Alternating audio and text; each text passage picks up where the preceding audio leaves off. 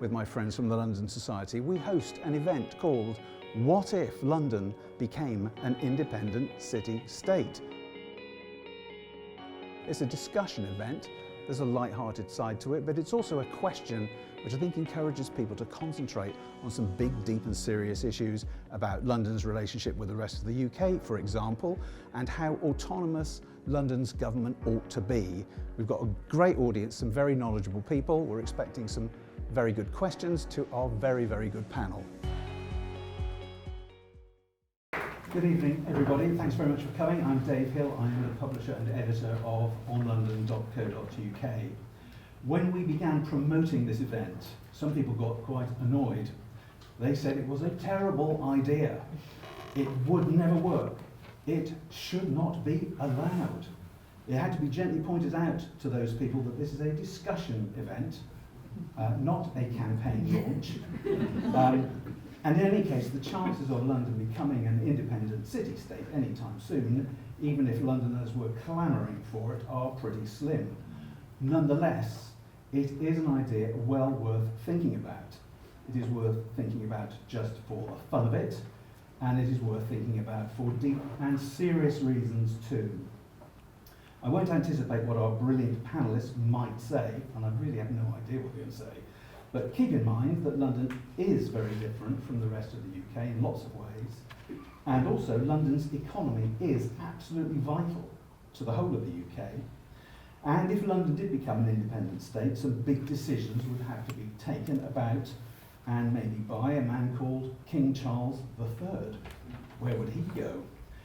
Our panellists are, in alphabetical order by surname, Nick Bowes, Chief Executive of Think Tank Centre for London and formerly Sadiq Khan's Director of Policy, Jenna Goldberg, who is a partner at London Communications Agency and Managing Director of its Insights Department, Catherine McGuinness, who represents the City of London's Castle Baynard Ward and recently stepped down as Chair of the Corporation's Policy and Resources Committee, which meant she was basically its leader. And our fourth panellist is Professor Tony Travers, Professor of Government and Director of LSE London. He is cycling here at this very moment, having finished teaching at just 8 minutes ago, so he's going to burst dramatically in the next few minutes. I've asked the quartet to keep their opening statements to 7 minutes if they can, which should leave a nice half hour for questions from the floor and discussion about what it might be like if London became an independent city-state. So please get some questions ready, otherwise I will have to ask them all and have all the fun, and that's not what this is supposed to be about. So Nick, if you are ready, please step up here, it's over to you. I think I'm going to sit here then. I think I'm going to sit here. You're going to do that, fine, that's fine as well. Yes, this is on. I think it's probably better to sit here, it's probably more comfortable. Thanks for inviting me this evening, thanks for asking me to go first. I'm not sure if that's because I'm the northerner in the room. I've lived in London for 22 years, but I am not from London. Many of you probably aren't either. I'm actually from Yorkshire. And I think depending on how the debate goes tonight, I can dial up my Yorkshireness at a moment's notice. So I can become Geoffrey Boycott later if that works. But the question tonight about what if London became an independent state? Well, I think I'd like to try and get to my view on that by just thinking about what that might actually look like in practice if that happened. I mean, in all likelihood, London would end up being a pretty progressive city. It'd probably be a very liberal city. It'd be liberal towards many things, perhaps immigration for starters, perhaps drugs. We might have a very liberal drugs policy in London. It could become the UK's drugs tourist destination, who knows? It'd be a rich city on the face of it because it would generate an enormous amount of tax receipts, those £40 billion a year that London gives to the rest of the country because less gets spent here than elsewhere, would stay within the M25. Imagine what you could do with that. Imagine how you could transform public services. It'd be enough to pay for Crossrail 2 in just one go and have enough left over to do the Bakerloo line extension. But you could, alternatively, eliminate all income tax, because Londoners pay roughly about £40 billion a year in income tax. Suddenly London might not have to pay any income tax. So it could become a very attractive place to live if you don't want to pay income tax. It could be more progressive it could be more progressive in terms of taxes on land and wealth, perhaps less on earnings. We might reform council tax, it needs doing, it doesn't work anywhere, it certainly doesn't work in London. We might have rent controls. But we might also be less tolerant of some things that go on in the city now if we have more control. Maybe we would be really unhappy about those shell companies based in the Cayman Islands that own so much of the property of the city. Maybe even the city itself could come under a bit more scrutiny. Or it may well be that because we need their tax receipts, we turn even more of a blind eye to maybe what goes on there. But London would almost certainly want to rejoin the EU. We'd probably join, and definitely join the single market. We may even join the euro, who knows? And the door would probably be open to freedom of movement. But all of that would pose quite a lot of challenges. It wouldn't be quite so utopian as perhaps that might sound. There'd be a lot of very difficult and thorny issues to unravel. Where do national institutions go? Does the BBC stay here? Does the royal family stay here? Does lots of the national organisations that have their headquarters stay here? Whitehall could empty out. We wouldn't need as many civil servants. There'd be a lot of empty buildings down there. Maybe we could do something really quite interesting. I don't know. We could turn Parliament into a museum. We wouldn't need it. How would the nation's artefacts be digital? A lot of them are in museums and galleries here. Is the pound London's currency? Who owns it? Do we have to hand it over? I don't know. What happens to all the gold? Would there be an exodus of headquarters? And a lot of this would really obviously be determined by how cordial any separation would be. And I'm afraid that history shows that these types of separations are rarely cordial. I can only think of when Czechoslovakia split into Czech Republic and Slovakia, which was fairly cordial. Most other ones tend to be very unharmonious. And of course, that leads to tension, squabbling over who owns what and who gets the blame for what. And particularly if London rejoins the EU, we know what would happen, because in Northern Ireland we've got a similar situation and the border has become a point of tension. And it's hard to see how it wouldn't become a hard border, particularly if the rest of the UK didn't want freedom of movement and continued to stay out of the EU. You'd have a blue England and a red London, political outlooks that would probably starkly contrast. And London would hold quite a lot of aces. Not least, it's the key generator of the nation's wealth. We know that. It pays way more into the national coffers than it takes out. One of only 3 regions that does that. But it would be an island within another country. And that obviously kind of offers the potential to our bigger partner to throttle the city at any moment should it want to. Because none of the city's energy is generated in London. Well, very little. Most of it comes from outside, Dungeness, Isleslow, wind farms, Thames Estuary, that kind of thing. Much of London's water supply comes from outside of the city. We export our waste. We get dumped a lot of it in Essex. It goes up the river on boats. They might not want it anymore if we're in a different country. Gas and oil come through terminals and ports that are not in London. Our food comes through ports like Tilbury, Felixstowe and Southampton. 99% of London's food is imported from beyond the city's boundaries. We have no major port handling facilities. 3 of the city's international airports would be in a different country. 1 million people a day would be international commuters into jobs in London. You'd need passport controls. Maybe we'd have transit camps at London Gateway and Heston Services. If you travelled on the Elizabeth line from Reading to Sheffield, you'd have to show your passport twice. And the city's ring road, the M25, would nearly all be in another country. Maybe that's not a bad thing, I don't know. And you may even start to get separatist movements because people in Havering and Bromley might decide they don't want to be in London. We'd have Hexit and Brexit too. But then you might get places outside of London that want in, like Slough, Watford, a couple of other places that over the years have made noises about being part of London. But, you know, in all seriousness, you could get a situation where the Prime Minister of the rump of England that's left, or the UK, really could hold the city to ransom in many ways. It could demand very high charges for supplying electricity and water, for allowing food and oil imports to cross their territory to get to London. So you start to see how actually difficult and really quite ludicrous it probably would be if London did become a city in the way that I've outlined. But there's a serious point that I think I'd probably just like to end on, in that you know, the country is very divided and London feels very different from the rest of the country. In the 22 years I've lived here, in the last 5 years in particular, when I go back to South Yorkshire, it increasingly feels like a very different country to London. We're going in quite different directions. And I think if we believe in the integrity of the country, that really should worry us. And I think we do need to break that stranglehold of Whitehall. The country's far too centralised, whether you're in Leeds or Lewisham, frankly. And that there is a precedent in some other countries where you can allow much more freedom, and you can still hold the country together, and you can be prosperous. If you look at Hamburg, the city of Germany, it is a city-state in its own right. It is one of the German Länder, but it's one of the two German Länder that is just a city. It has the highest GDP per head in Germany, and it self-governs on education, training, skills, criminal justice, sanitation, utilities, welfare, recreation, public transport, strategic planning, social housing. It has its own minister-president, the Erster Bürgermeister, which is a great name. But Germany's also got this really strong constitution, and the Berlin federal government cannot unilaterally abolish or tinker with the Hamburg city-state and its functions and responsibilities. It is protected in their constitution, something that obviously we do not have.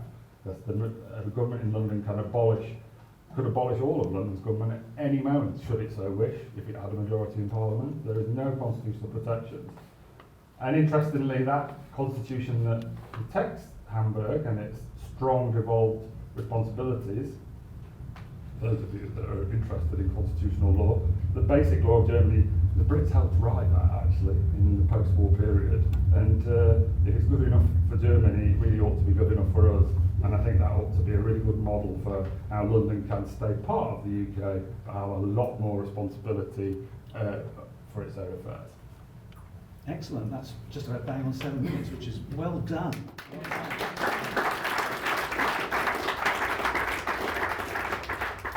Cheered up a bit towards the end there, didn't you? And I like that about it very much. So Jenna, would you like to go next? Are you happy being down there? Thank you very much. I'm not going to come in at 7 minutes because I really struggled with this. And I struggled because I couldn't quite figure out which tack to take here. So the options, as I saw them, were take this seriously as a proposition, London as a city-state. That didn't chime well with me. That feels like I've sort of bought into that narrative you were talking about, Nick, the kind of culture war, the Boris levelling up, kind of it's London versus everybody else, and you think you're too good for us, and that's not right. I am a born and bred Londoner, and that's not how I view my relationship with the UK, and I don't think we should so easily buy into that narrative. And of course, this whole debate was perhaps fueled by that Brexit referendum in 2016. I understand from a Londoner's perspective, perhaps, or certainly a Remainer Londoner's perspective, that's probably quite important to say, where that comes from. But taking it too seriously feels like we're buying into that narrative. We're accepting the premise of that narrative, and that didn't feel quite right to me. The other tack to take, the second option, is that we consider it a proxy for a conversation about devolution, and clearly that's probably what we're all here to hear. And I know, Nick, you've sort of taken that view through your speech and through the work you're doing at the Centre for London, particularly, and you will have a professor on this side of me, a policy wonk over here, and a politician here. So I don't think I need to talk too strongly about the political or the policy arguments for devolution. We're going to hear from the others who are much more expert in those facts. And then the third tack, play the joke. And you could play the joke to the extreme. I did a bit of research of the current England squad. Any guesses how many of them would qualify to play for a London team? If the criteria were that you had to have been born here? Four. Pretty good guess, so we have 5 over there. Saka, I've written it down for when you forget. Saka, Harry Kane, no, not Raheem Sterling, was born in Kingston, Jamaica. Oh. No, I've done the research. It was Shaw and somebody else. I've got it written down, I'll check. And then I was thinking, okay, play the joke. I think Stephen Fry would be an interesting head of state, or I was thinking Vivienne Westwood, because she's kind of already got the regal thing going on, but she's in her 80s now, but still would be quite fitting. I'd go for Park Life, maybe, as my national anthem. I think I'd ban all cars from the city. Maybe that's not a joke, maybe that's something we should be considering.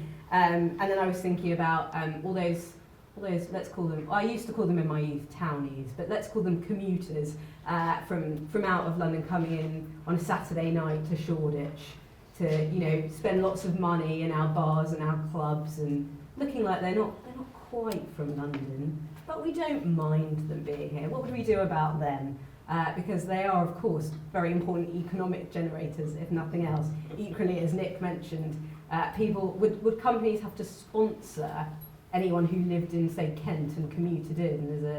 Would they have to have a special visa? So I think these are all sort of jokes, really, and I struggle to take it too seriously. But let's say I went with number one and I accepted the premise that we should take London as a city-state seriously. Now, I'm from a comms background. I think that's why I'm on a panel. So I'm thinking about how I would convince. You've got two broad audiences to convince.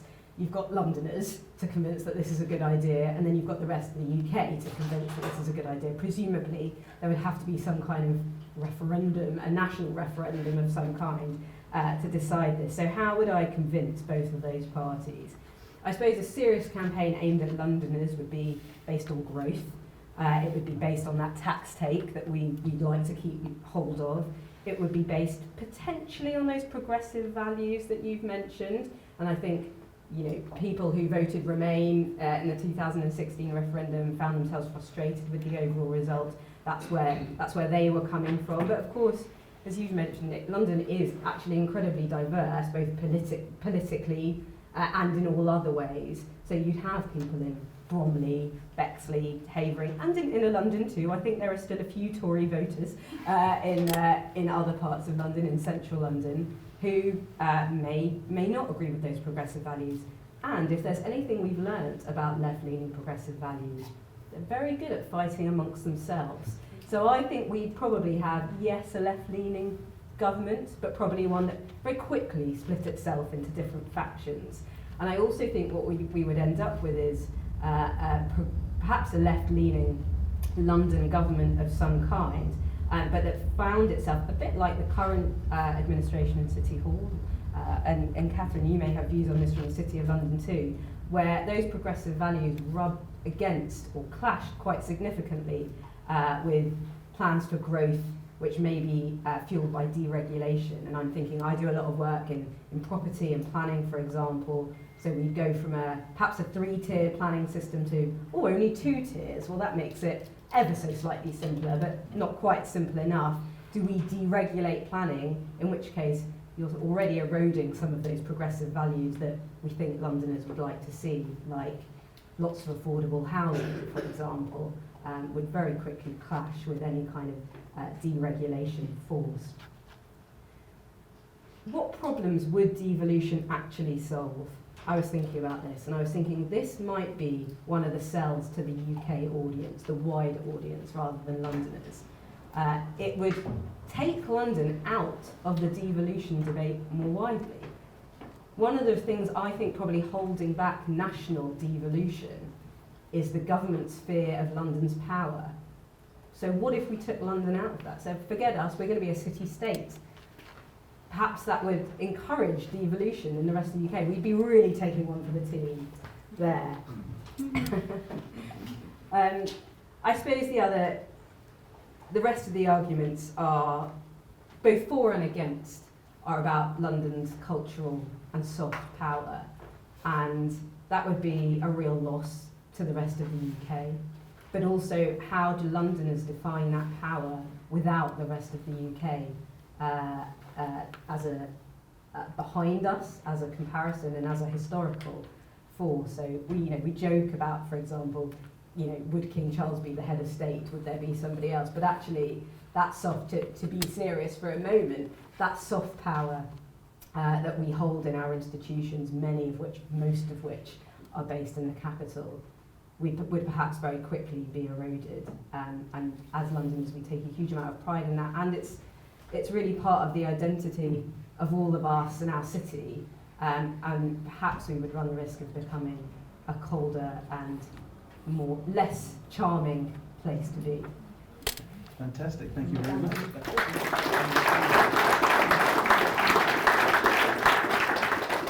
actually nobody wants us to become less charming. Speaking of charm, Tony Travers has joined us. Tony, would you like to come and take your seat? Thank you very much indeed for racing across town on your bike.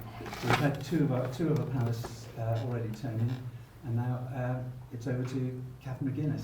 Great, well thank you very much. I just wanted to start with your football team actually, and if the qualification were being born in London, I wonder how many of us would count as proper Londoners. I mean, how many people in here count themselves as Londoners, right?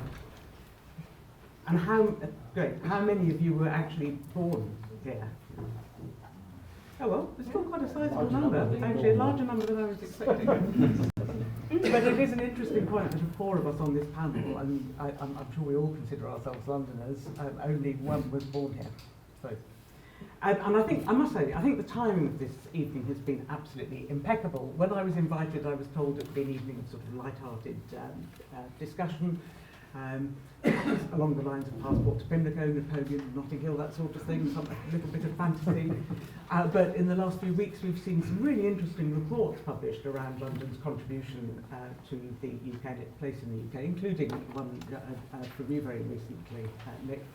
And we also, of course, notably yesterday had the launch of the Labour vision for the future, which has, I haven't read the whole of it, many interesting features I'm sure, but it also struck me as having a bit of an anti-London theme in it, unfortunately. And that does tie in with the rhetoric of recent years, which has felt decidedly anti-London. So unloved, unappreciated, underappreciated, undermined. It's no wonder that we're actually having this debate. And it's not just the rhetoric. There have been positive steps that have damaged London, whether that's the removal of the VAT, the tourist exception on VAT, which has damaged our retail in the central activity zone just when we need to be bolstering that and seeing it come back to life. There's the question of arts funding moved out of the capital. I could go on. If it's only going to get worse, then perhaps independence does have its charms. Freed from the shackles of an over-centralist Britain, able to tear up a UK-centric rulebook and revert to international regulation, perhaps we could actually stride out into some sunlit uplands where we could absolutely maximise our strengths and build on our position as a flourishing global powerhouse, comfortable with our diverse community, both those who've been here for a long time and those who join us. Able to use the resources which we no longer need to pass to the rest of the UK to pay for London's own very real needs, and free to rekindle old friendships and links and forge, for example, a strong new relationship with the EU. But on the other hand, would we find ourselves a sad, declining place, with queues at border controls on the M25, added bureaucracy and difficulty as we try to import or export goods? I mean, people are having enough trouble with the extra forms they're filling in at the moment. But goods and services to our nearest neighbours in the UK. And Nick, you've spoken very eloquently about some of the hurdles that might get in the way. And we might see increased protectionism, isolation and divergence of standards, either because we've done something different or because our neighbours have. So, like you, I couldn't quite decide what tack to take here, and as this evening approached, I was really puzzling, so I decided to write two different sets of remarks. The Boris approach. It's the first time in my life I followed him, but there we are. One arguing for independence and one against. And I started by thinking, what would the strengths of a separate city-state be? Well, of course, we are, and I will get a little bit serious, we really are a world city, regularly compared with New York, Paris, Tokyo. We're in a category of our own when it comes to other UK cities, great though they may be. I mean, when you think of the symbols that are internationally recognised as being symbols for the UK, so many of them come from London, whether it's Tower Bridge or Big Ben. We punch well above our weight economically, culturally and intellectually. Economically, and you will know all this, but as one of only 3 areas of the UK which generated a net fiscal surplus in pre-pandemic times, and several areas of real strength. For example, the sector which I've had my career, other than being a local councillor, but that I've had my own career in, financial and related professional services, it's London which generates well over half of UK exports in that field. Culturally, Just think of the theatre offer, which makes the West End a world name, a world brand alongside Broadway. Just think of the attractions which draw all the tourists here as usually their first point of entry into the UK. And just think of that retail offer. And intellectually, of course, we have our world-leading cluster of universities and research centres which already fuel innovation, which attracts which attracts FDI, foreign direct investment. And many of those strengths depending so much on our openness to the rest of the world, because it's a global financial centre, a global business centre that we host. It's global business which that sector contracts, and it's our ability to retain and attract an international global workforce as well as a domestic one, which really means we can serve the world. That's why I find it slightly odd when we're hosting this global business, when people suggest that there is something immoral in the businesses not focusing more on the UK, because actually we need to make the business case for them to focus more on other parts of the UK. And I'm completely behind that. It's something I'm very interested in and focused on. But we can't just say, well, you need to look at making the best out of this foreign private equity firm. We need to show them why they should actually help make the connections I'd suggest. As an independent state, we could control our own borders and residents' rights, and we could cut out nonsense such as the recent suggestion that we cut down international student numbers, when actually the teaching of those international students is one of our great exports. It helps our own innovation, and it creates ambassadors and influence for us around the globe. And actually we also have so many features that a state would need. And I take some issue a bit with the comments on the government, because I think we may have several layers of local government, but I think they've shown their strength. And I think over the COVID period, the way that they came together to work and benefited communities and across party boundaries indicates how they could really step up if they were called to do so. I'm not suggesting independence would be easy, but it certainly has its attractions. And when it comes to issues such as what do we do about the monarchy, I think we in the city with our long history, going back to whenever, can possibly help. I mean, we struck a special deal, for example, with the man that everybody else in this country calls William the Conqueror. We called him William I, because he did a little deal with us.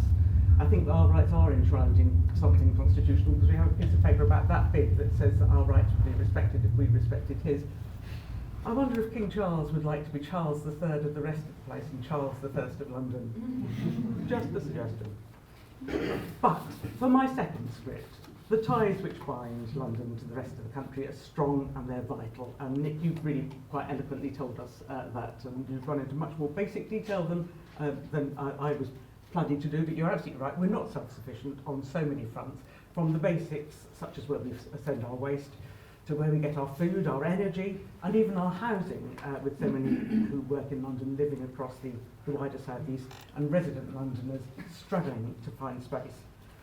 Yes, we have economic strength, but they operate in partnership, and actually they benefit from those clusters of excellence elsewhere in the UK.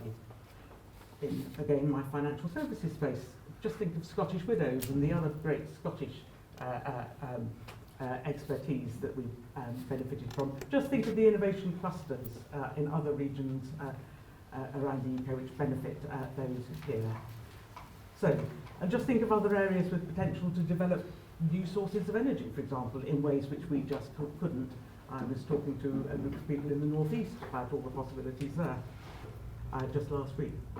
Some of those gaps we can buy in to fill, but as we're discovering with Brexit, if you damage your links with your nearest neighbours, you don't necessarily manage to increase them elsewhere. An independent London wouldn't have the advantages which we have as part of the UK. So at the end of the day, I am, as I've always been, a really passionate Remainer, believing that we're better together, but that London needs a little bit more love, a little bit more incentive, a little bit more power as it tries to build a stronger, more positive relationship with the rest of the UK. Fantastic. Thank you very much.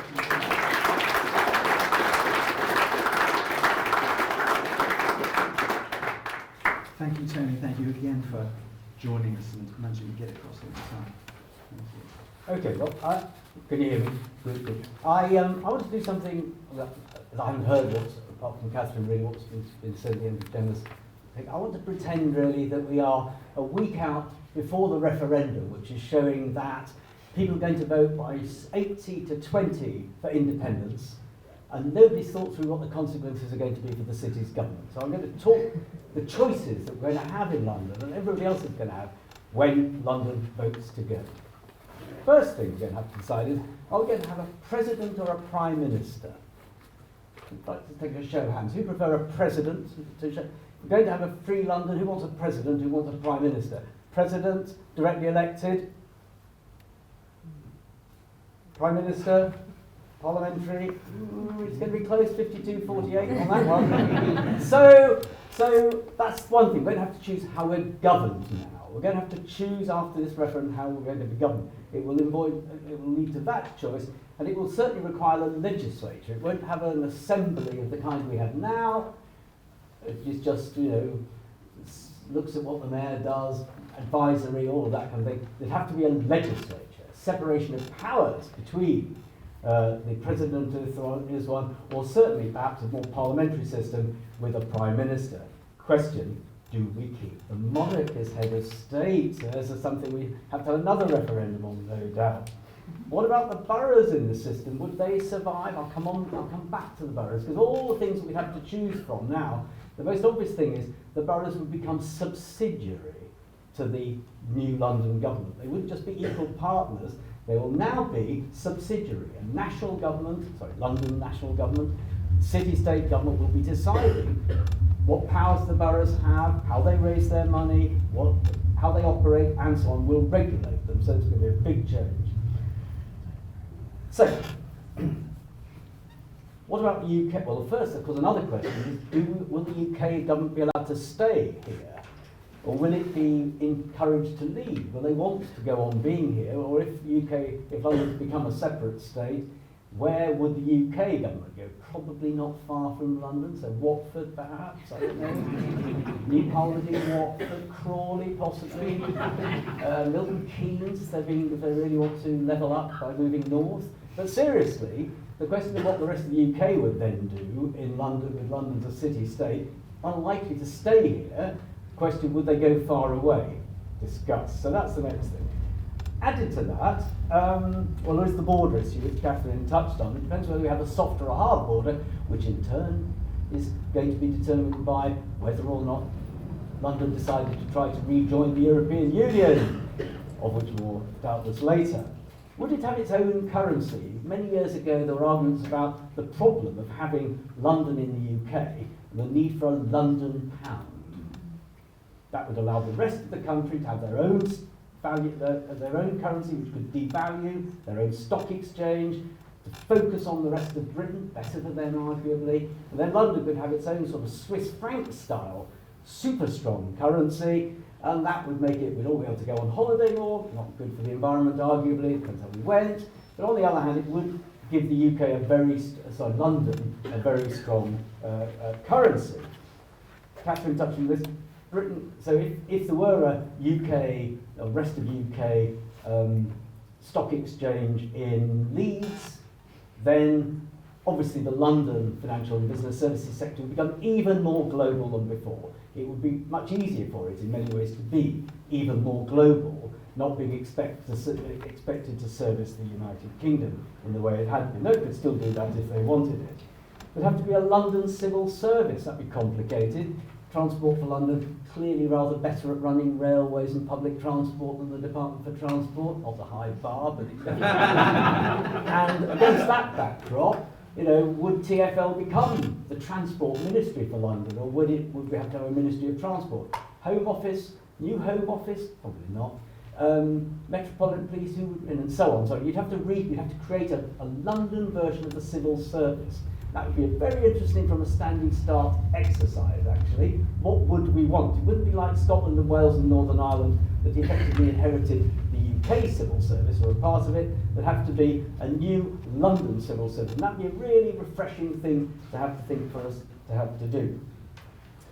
I've already mentioned the new relationship with the London boroughs and the city, because London's government would now be responsible for the legislative framework within which they operated and so on. Very different relationship. Doubt the boroughs and the city would be over keen on that, but hey, people are going to vote for this, so that will have to be sorted out. And then I think the key areas where London is likely to go for different policy. Let's take them in order. Migration, the arts, I'll come back to the arts, Europe,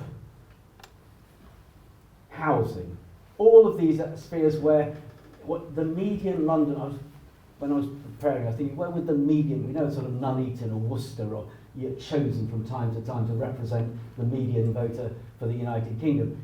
I suppose would the median voter in London be in, I don't know, Ealing perhaps? Is that Ealing about the right place for the median? Lewisham perhaps? Lewisham is the right, anyway. Because the median London voter has very different views to the median UK voter. So policy would pivot quite substantially on a range of issues, and we'd have to think how we wanted it to do so.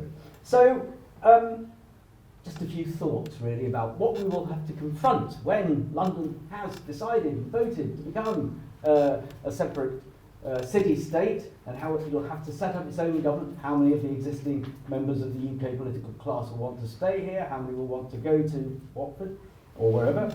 I'm not going to go to Watford, wonderful place. Last but not least, London would be able to spend a lot of money. I mean, if we aiming off for the fact that the whole UK, the UK as a whole is now borrowing very large sums every year. In years on an even keel, London was producing, we all know, this net surplus of 30 billion. As a city-state, that 30 billion would be available. No change in taxes, so it would be possible, I worked it out just now, to replace the English National Opera's funding 3,000 times over, not a sweat to the new Super London Arts Council. Or, actually, you could build Crossrail 2 every year. I mean, there will be some big choices about spending money or cutting taxes. So I won't take a vote on who wants to cut taxes and who wants to increase spending, but it will be a choice for the new government, however it's formed. That's it. Thank you very much. Fantastic. Thank you.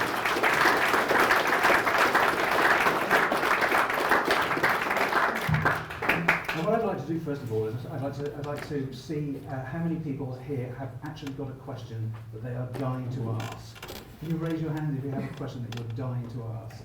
1, 2, 3. Well, I think we should go straight into those questions. I think that's the best way to do it. So just raise the hands again. So, okay. So and a fourth hand there. So let me go right to the man at the back there. Would you like to go first?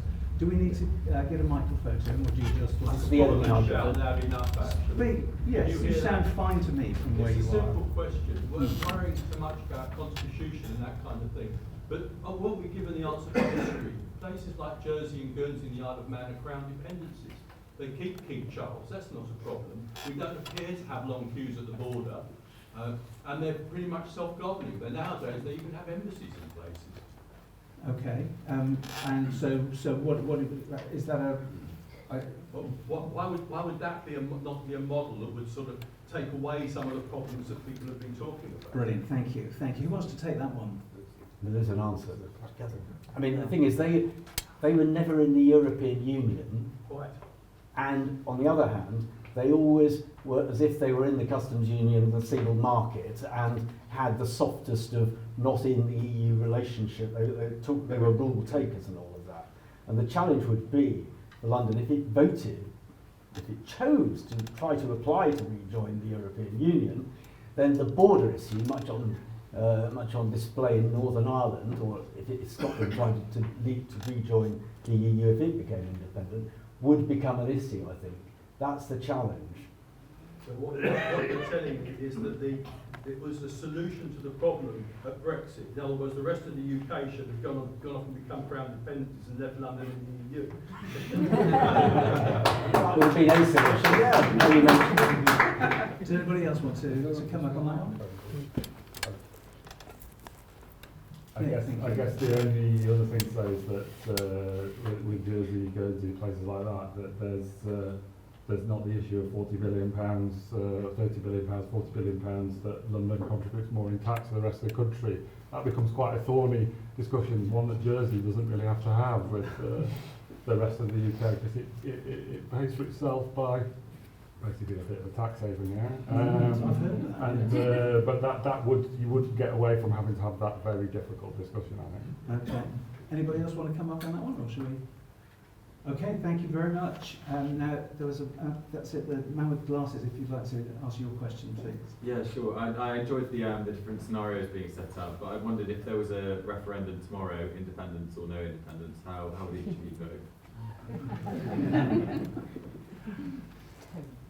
Well, I mean, I actually, despite my apparent enthusiasm, I'd probably vote Remain. I mean, it's a kind of, it is a fun idea, and there would be all sorts of, setting up a new country from the start. I didn't actually say we'd have to decide whether we had a constitution. I forgot to add that. But Britain's a big Scottish and Welsh city. It's a big everything city, actually, and I just think that'd be a bit glum, really, to want to say bye-bye,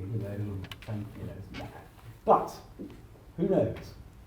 Anybody else want to answer the question directly, or would you rather? I think I've already said I'm Remain. Yeah, okay. I think I would. I think I would vote Remain.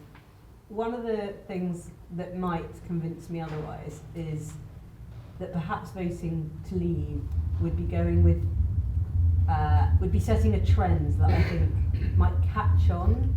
And I come at this from cities are really the only truly sustainable way to live perspective. And if we want to actually, tackle climate change and come to a world in which we can all live sustainably and without basically working ourselves into oblivion over the next decade probably, then we are going to have to all live in dense cities. And so perhaps London as an independent state could start a global trend wherein we revert back to quite an ancient way of living, which is that most people live in cities, that is the seat of government, and then you have the cities, and then you have everywhere else. So that's my little thought experiment. That would be the only way that I would probably be convinced to vote leave. Message to the ex-Westminster elite. It's a really naughty question, this early on in the evening. We should have that right at the end. I don't like the idea of having to get a visa to go and visit my mum in Rotherham. But the people in Rotherham might quite like the idea that in London have to get a visa to go and visit Rotherham. I'd vote Remain, but I think it would be interesting to see what the big pamphlet says that lands on my doormat, which is making the case for what the proposals would be, because it obviously wouldn't just be a question on the basis of nothing. There would be a this is what yes means. We talked about quite a lot of that, and hopefully it wouldn't just be a kind of leap into the dark. Okay. We've never done that before. What those campaign leaflets would say, we perhaps could come on to. To put it on the side of a bus. Yeah. So £30 let's go back to the billion questions that we back. had. There were two. Well, now we've got three. We've got four. Oh my goodness. Who had their hand up first? I think you, sir. I think we're one of the early ones. Can we go to you, please? Sure. And then we'll come to you, the gentleman behind you.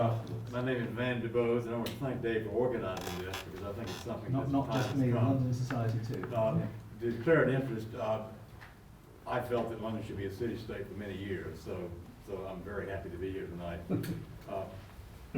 These kind of movements take time, of course, and what you observe in other places, Scotland, Catalonia, there's always a political driver which captures the culture of the public, which is normally a different culture from the main nation. Our culture is certainly different here in London from the rest of the country, has been pointed out by all of our panelists tonight. But my question is, why hasn't there developed any kind of visible political movement to do this? We'll come to you. We'll come, the gentleman in the front here would like to answer that properly. We'll come to you in There a is a moment. party. We'll come to you in a moment. Hold on. It's called London Independence. Let's, I'll come back to you. Let's let the panel pick up on that point first, and then we can fill you in and other people who've got their hands up. Well, I think the one thing I've noticed over recent years is that actually in various bits of England, you are starting to see political parties that are standing, that are separatists. There was a party stood in Yorkshire. In many elections, it's getting 1-2%, but they all start somewhere. Wanting independence for Yorkshire, which I imagine would be very popular in Yorkshire, because many people think that is the centre of the universe. So I think there is some early signs of some of this, and I think that whether some of the mainstream parties pick up on this and start to try and reflect this sentiment in what they offer the voters, I think it's going to be the really interesting thing, because that's what happened when there was a rise in the Scottish nationalist mood in the 70s and 80s. You know, the Labour Party had to respond to that, and did, and we are where we are now. Okay, anybody else? I think at the same time, we're also though seeing at political leadership level an interest in getting more connected. And I pick up on your point about cities being the place, sustainable places to live. Look at initiatives like the UK Cities Climate Investment Commission, now called 3CI, which is a joint initiative between London councils, core cities and connected places catapult, looking up and down the country at how to tackle the climate challenge and some of the huge expense that's involved in that, how to model how you might finance retrofitting of houses and what other steps you might take. So I think there's at the same time there's a move to work more closely together across the UK. I think it's a really interesting question. I was thinking a couple of different possible answers. One is that London has a particularly transient population. People in, people out, that's part of its magic. People come for a few years, they study or they work, they move back to where they originally came from, or they move out for more space, which is a whole other conversation. But I think that might be why there's no kind of common cultural force. You said there's usually a political force, but there's no common kind of cultural force that would perhaps seed a secession movement. I had another point, but I completely lost it. So You'll come back to it. Yeah. Great. Thanks. I suppose most obviously, London, after all, has been, most of the time, very occasionally not, capital of England, Britain, the United Kingdom, since before 1100. So, it's sort of indeed, even under the Romans, in a slightly different way. So there's quite a lot of what my academic colleagues would be fond of calling path dependency there. But beyond that, I do think what might change is the following. Substantially fewer people are born, who live in London, let's get the other way around. Substantially more people who live in London today were born outside the United Kingdom than at any time before. So London is more internationally born now than New York City, which is remarkable. And the other thing that could change it, I think, is the fact that, however accidentally, and this is not unique to the current government party, political parties have somehow ended up finding merit in setting bits of the country off against each other. So, I'm not sure that certainly the press reporting of Gordon Brown's efforts yesterday is much different from the government's. So somehow, different national groups define themselves against the English, or within the UK, and then nationalist groups, I should say, and then with England, north versus south, and the west get left out, and then you can eventually see how it would all be easier if we were just all separate.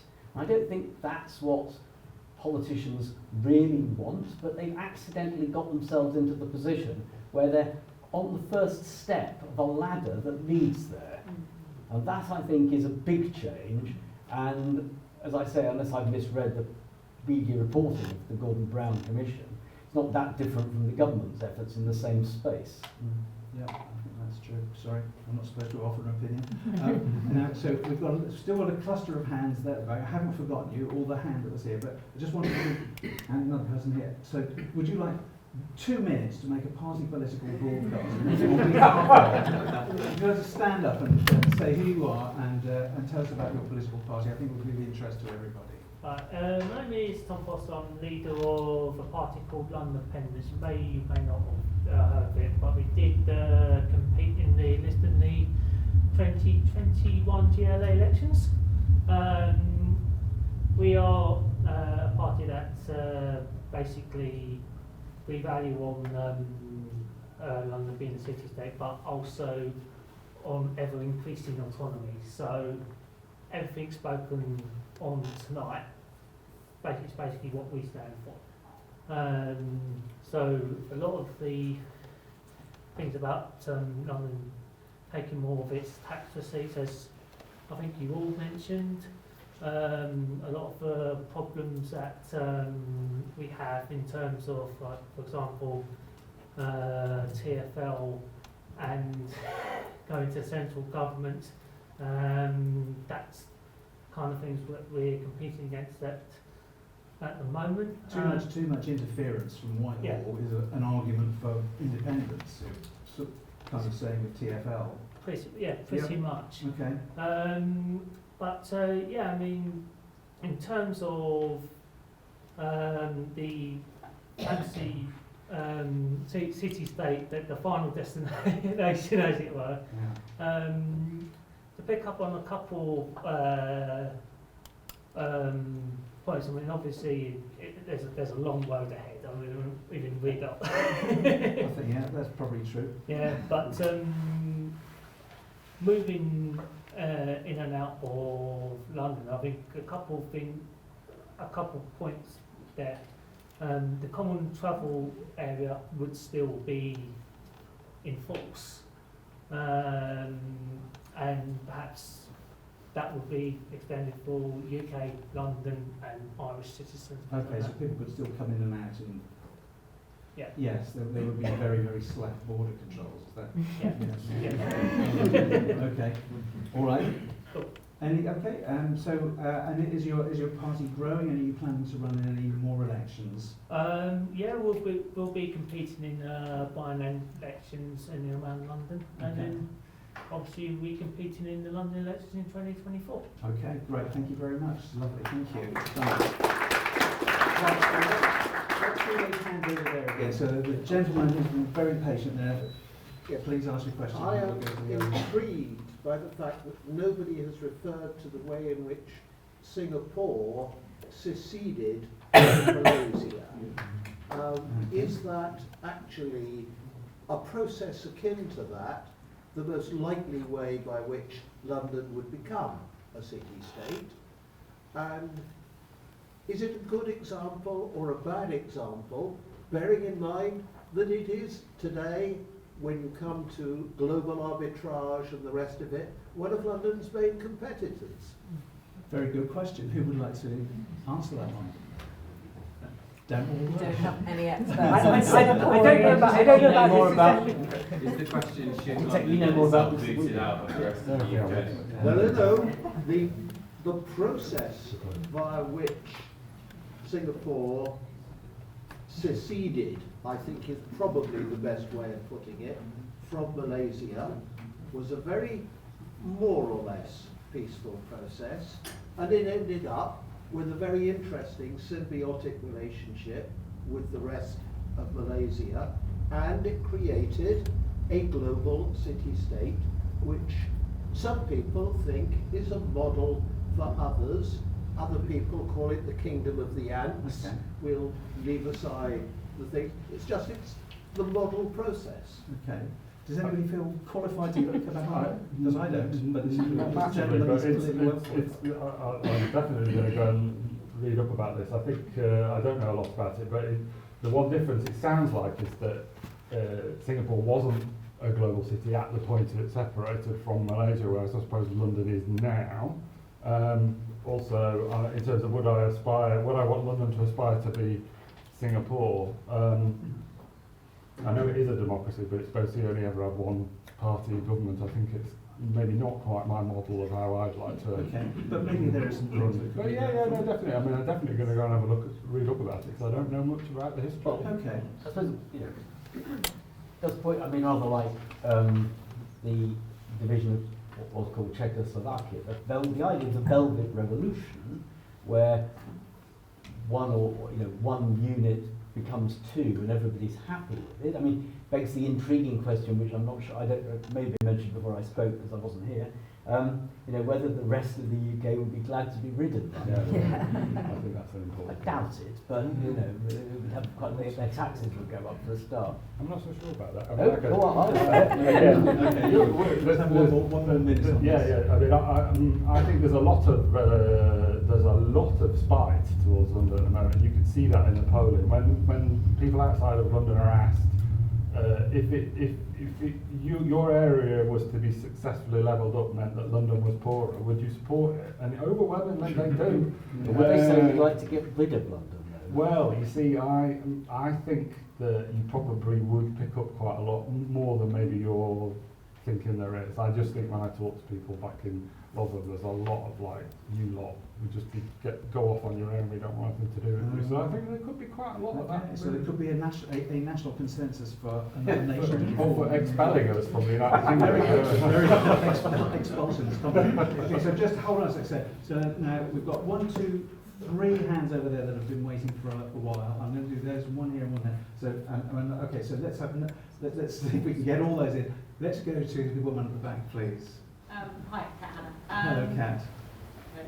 It's kind of building against the point Nick just made, and I think picking up on the basically politically what would the impact of a kind of serious campaign for London independence have on the rest of the party's attitude towards London, and would it see them perhaps take a more sympathetic approach and see it dying down some of the rhetoric we've seen around levelling up on the basis of I think a lot of that's been done because it's seen as politically expedient, or as Nick was hinting at, is it actually the case that the mainstream political parties say, actually, we could be onto a winner here if we paint this as London going off and doing their own thing, and it ends up being back. So I'm less interested in necessarily the actual outcome, but actually what it would mean to sort of the mainstream political parties' positions towards London. Okay, can we have perhaps 2 people take that one? Because I'd really like to get everybody else in the next 15 minutes or so if we can. Thank you, Kat. Just thinking on my feet, just thinking in sheer numbers terms of number of parliamentary constituencies in London and how many seats that would mean, say, Labour would lose, it would just kind of be deleted from their roster at the next election. I don't think they'd be too thrilled at the notion of, potentially the next election could be, 60 London seats that they thought were theirs that suddenly don't factor anymore, and that's a lot of caveats, I suppose. But so I think they may have a strong view, particularly as, for better or worse, and often it's a point of criticism towards the Labour Party, but their locus is very much in London, or a significant balance of the party still rests very, very much in London. The Conservative Party and their levelling up agenda has, I think Tony made the point, and I sort of attempted to make it too in my speech, has really seeded this whole conversation in some ways, in the kind of its approach to forcing these false culture wars to do with London versus the rest. So I think they presumably have to double down, even if it wasn't a very sensible economic argument for the UK. Where have we seen that before? Exactly. So yeah, they have pulled perhaps. Would one more panellist like to answer Kat's question? It would make a net. It's somewhat easier for the Conservatives to win general elections. Indeed, the logic of getting rid of Scotland and then London and then Wales, but once you start putting it like that for a party called the Conservative and Unionist Party, it has a slightly hollow ring. So I think Jenna's right. It's kind of, it would help the Conservatives though to get, politically, they'd win more general elections in the rest of the UK. Thank you very much. I'm going to ask the fella in the yellow check shirt now. Thank you. I'm just going to try to synthesise a few points that would remain into 2 very quick questions. If you One can, on yeah. Rotherham visas and on border controls at the M25, and on whether there's a common political culture that London has. Is part of the reason we're not taking this a little bit more seriously now, that if London did have a common political story, it would be one of commerce and migration that predates the existence of England. So I don't think that Londoners would be the ones that want to put up these borders at the M25. And the other one quickly, on a London currency, I'm a big fan of Jane Jacobs and her idea that it's cities and not countries that create wealth.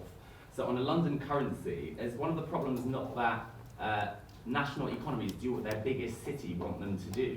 And so if there were a way of selling it to the rest of the country, would it not be that letting London go it alone means that Manchester will finally get its time to shine? Okay, who wants to do, so there's sort of 2 points there. Nick's going to talk about Rotherham. No, well, I'm not going to talk about Rotherham, but the point you make, I think when I was running through my kind of description of what it might look like when I was talking about the borders, maybe I didn't articulate it properly. It wouldn't be London that would put those borders up, because if London was in the European Union and it was in the single market and had freedom of movement, why would it want to put border?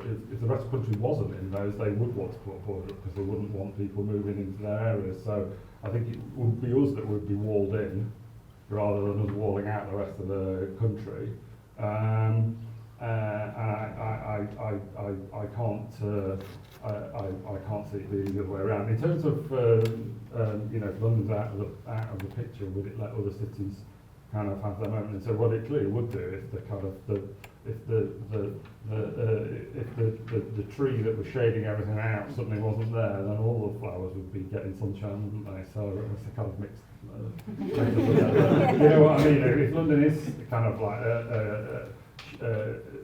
crowding everything outside, it suddenly isn't there. But it doesn't necessarily mean that Manchester does better.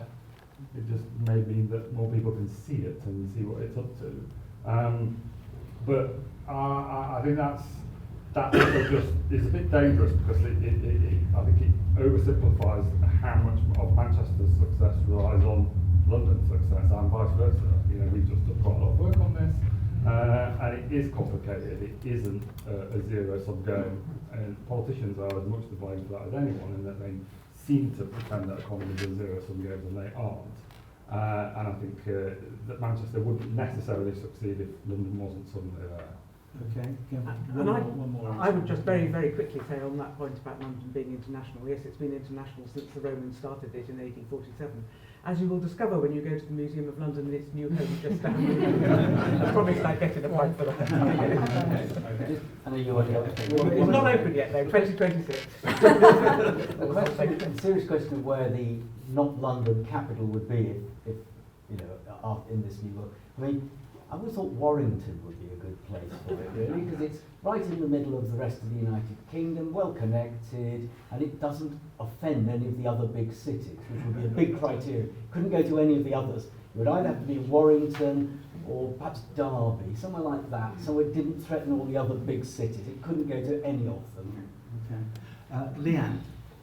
I've got a question. So, Tony, you said earlier that politicians have accidentally gotten onto this ladder of division. I would say they've made that choice very clearly. And it seems like the Labour Party are going to go down the same route, so giving London a kick. So I've got two questions, and it's on the back of a movement for independence. Is there a successful movement for being a more united country with London at the heart of that? Do you think that would work? And secondly, has London done enough to go to places like Rotherham and make them love us? Have we failed in selling our story to the rest of the country? Okay, who wants to go first? I don't think we've done enough yet. And I do think that perhaps the one positive I've seen come out of the referendum has been the fact of Brexit has been that we have looked more closely at what the links are. And certainly in the world that I've been working in, we have been trying really hard to both build those stronger relationships and recognise the two-way street. I can give you a few examples of that. But I think also just look at how we can retell what we're doing. I'd be quite interested, I know Nick's been doing some work on that recently, but I don't think we speak in the right language about London elsewhere. We either sound really patronising, or in financial services it's so easy to talk about back offices elsewhere when actually it's not back offices, it's great big front offices and other important parts of the industry. So I think we need to do more, basically. Okay. Someone else on Leanne's question? Well, yes, I think you're right. I don't think London has been anywhere near good enough at talking about itself.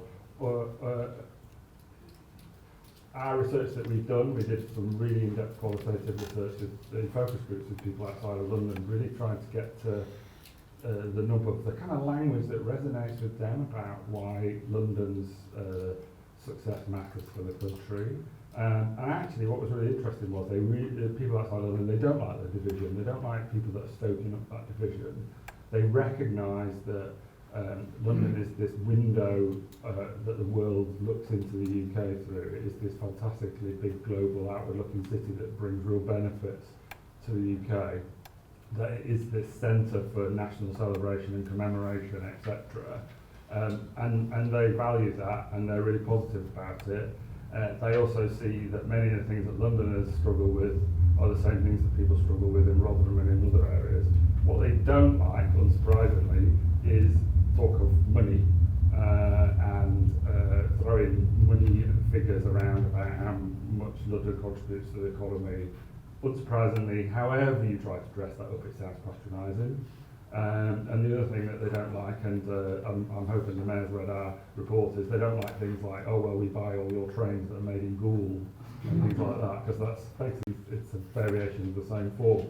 So I think we've got to make the emotional cases, almost a patriotic case for London actually, about why we should be really proud as a nation to have a capital city that the rest of the world would give anything to have. Okay, so I'm thinking about getting towards the end. There's a man here who's got his hand up again, and he's the first person I'm coming to. We have two hands over here that have been up for a while, and one more and that's going to be it, because we do need to leave a bit of time for having a drink and having some votes and clearing up after you've all gone. So can I ask that gentleman who's been so patient? Thank you very firstly, much. thank you all so much for taking a obviously fanciful idea, at least semi-serious, and clearly we're not going to have that very soon, that independent fund. But I quite like the idea of the semi-autonomous city like Hamburg, and that got me thinking that if you've got a semi-autonomous city, we're going to need friends. So, and then Hamburg got me thinking, well, what about a revival of a Hanseatic League of semi-autonomous cities? And if we could achieve that, then who else within our Hansa would we like to invite? Don't feel you need to be constrained by just the Baltic and the North Sea. Okay, who wants to answer that one? I think this idea I've heard from some other clever people too, so it's a good one. Yeah. Anybody want to?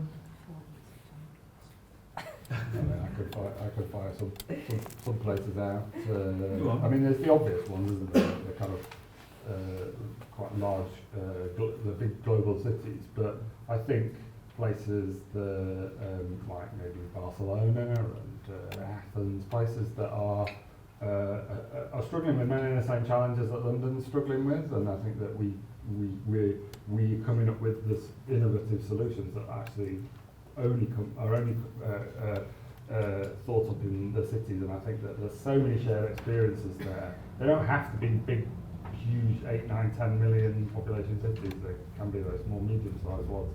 So I think you can probably stitch together quite a good network. There are lots of networks of cities now, and a lot of them are kind of getting momentum behind them. Some of them are around certain themes like the environment. There's the C40 network, the Mayor's the current chair of that. There's a World Culture Cities Forum as well, which brings cities together over creative industries. And they're really powerful, and they're growing in strength all the time. So there's a kind of basis for a lot of this kind of joint working, which maybe will lead to a global Hanseatic League at some point. Okay, it's a nice idea. I think we've got to move on to our other questions so that we get everybody in. So, gentleman in the Arsenal jumper, and then the woman behind, if that would be okay. I think as a complete in fairness state, we've been quite wise to keep the questions quite light, but in the more short term, what devolved powers do you think London should look for, both in terms of what you guys think London needs the most, but also what they might plausibly actually be given? It's Tony's question.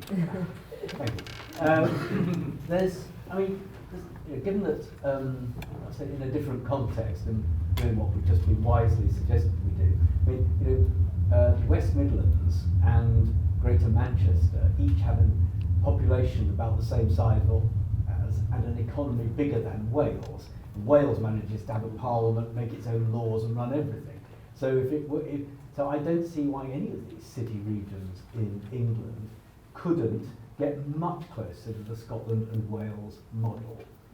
The difficulty with that is you then, what about Hertfordshire, what about everywhere else? And I kind of get that. There is the, what do you do? But there is no reason in principle why you couldn't devolve pretty well all domestic policy to a place the size of London, if it can be done to a place the size of Wales. I mean, size in terms of Wales has a population of a third of London and an economy substantially less than that. So I think that should be the end point. We're not going to get that realistically, but there's no reason why not. Can I give one very quick? Yes. It's a really good question, but I think the burden of proof needs to be turned around the other way. I think the assumption needs to be that everything is run at the local and city level, unless you can make a good argument why it needs to be done at a national level. Because it means that we give the centre too often a de facto veto over devolution, and frankly, fiscal policy, foreign affairs. There aren't that many things that can only exclusively be done at a national level, and I think if we don't turn the question around, we'll never get what we need to see happen to devolution. It's true, Britain is so centralised that even decentralisation is a centralised process. Did you have your hand up earlier? I did have my hand up. It was only for a small thing. The very first opening words were, if London were a city-state, it would be a more liberal city-state. As a born Londoner, I also am English. I also used to be European. I have many identities. I feel all of this leads to a loss of my nice multifaceted identity. It's not really a question, just a No, it's a very interesting point. I am many things. Yeah. Yes, thank you very much for that. And Pat, was it you who had the hand? Well, this is going to be our final question. I'm going to stand up simply because I can't say the word. Yes. No, I'm just speculating. This is a debate that I don't imagine would be had in Madrid or Paris.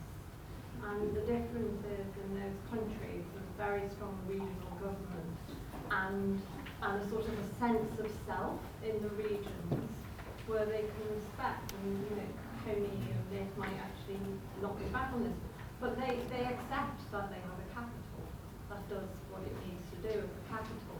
So listening to Nick talking and Catherine to an extent talking about us not making the case much, we've actually been backed into this cul-de-sac that we find ourselves in now by a national government who centralised everything.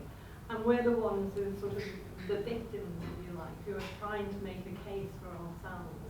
So I'm wondering if we come at it from the other end of the telescope, which is that, how long would it take to get to a position where the regions actually feel confident about having a strong capital because they're strong as well? And sort of, it might take 100 years, who knows? But that's the way I'd love us to look at it. And maybe I'm just being devil's advocate there.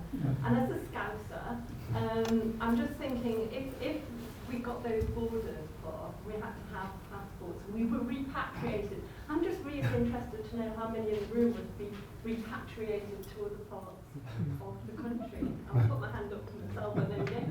I think we'd probably lose a very good proportion of this audience, wouldn't we? I think we'd let you stay, Pat. There might be a lot of people who were born in London and who moved elsewhere would like to say, can we have a London passport now?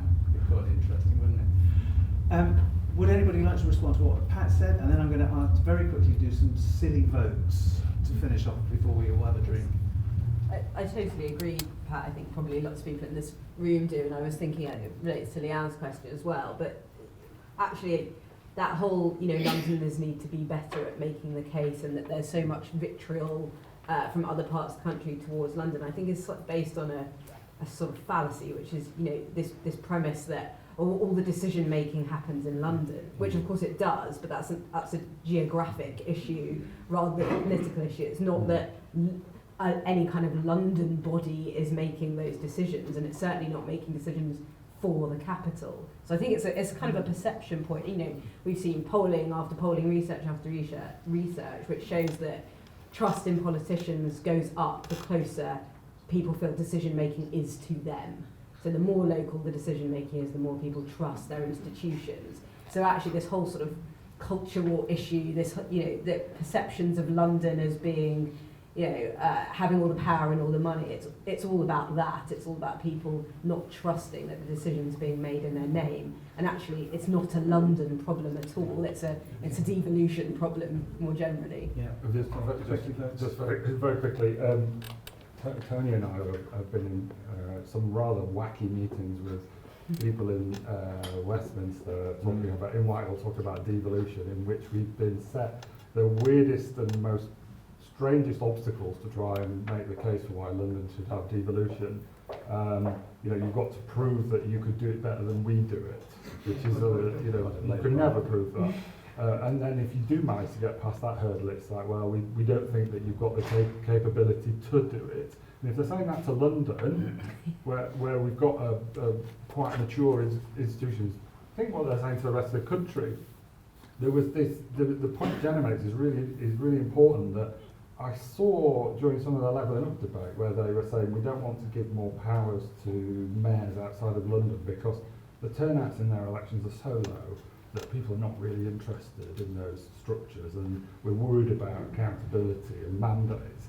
Instead of thinking, well, actually, if we did give them some more powers, maybe more people would vote in those elections. They really looked at it the wrong way around, and I was just thinking, what? I mean, all the parties were making that point, and it's so frustrating. And if the centre was even half good at doing its job properly, I think I might just about take it on the chin, but we're not governed very well from the centre. Tony, did you want to just... Yeah. I mean, just to Pat's point, I mean, the centralisation itself is not new, because the rhetoric of setting parts of the country against each other is relatively. But the fact that effectively all taxpayers' money is collected centrally and then everybody is given it back is a very, very, very power hoarding at scale, and it inevitably sets everybody up against everybody else in a way that would be less true. And then we're going up to the next point. With the Treasury, bless it, I hope there's some Treasury ex-officials here who go to lunch with there's one or two ex-civil servants in the room. Treasury takes the view that, I've heard this said, you couldn't devolve to London because, apart from all the other arguments, it's got all this huge tax capacity and it'd be unfair to the rest of the country. And you couldn't devolve to the northeast because it couldn't afford to pay for anything because it doesn't have any tax capacity. So that means you can't devolve to anywhere. Perhaps the East Midlands where it just about balances, So they've got an array of arguments which are all debating points and arguments. And you only have to look at the dismal failure of national government to deliver major projects. See, it is inconceivable that London or any other major city, frankly any county, could manage them worse. Okay, right, thank you very much. Now, I would like, we could get on to the really, really serious issue of this event, which is, if London was an independent city-state, what would its national anthem be? So I'd like some nominations for what existing song should be London's national anthem. Strange Town by the Jam. Strange Town by the Jam. Waterloo Sunset. Waterloo Sunset. One more maybe. Mine was Park Life by Blur. Park Life. London Calling. Okay, four. Okay. So all those in favour of Strange Town by the Jam being the national anthem of the independence of the state of one. Okay. All those in favour of Waterloo Sunset, originally by the Kinks. Well, that's what, 12, 15, something like that? Quite a lot. Park Life, Blur. Was that a hand I saw there? No, 2, okay. Oh, 4. There were 4 of them. Both and London Calling, The Clash. Oh. I do. That is my karaoke. London Calling has it. I think London Calling has it. Thank you very much. And last of all those in favour of London becoming an independent city-state, please raise your hands. Quite a lot. And all those against? It's very close. What do you think, John? 42. We obviously couldn't argue very well with draw, and I think we should all have a drink. But thank you to all of our.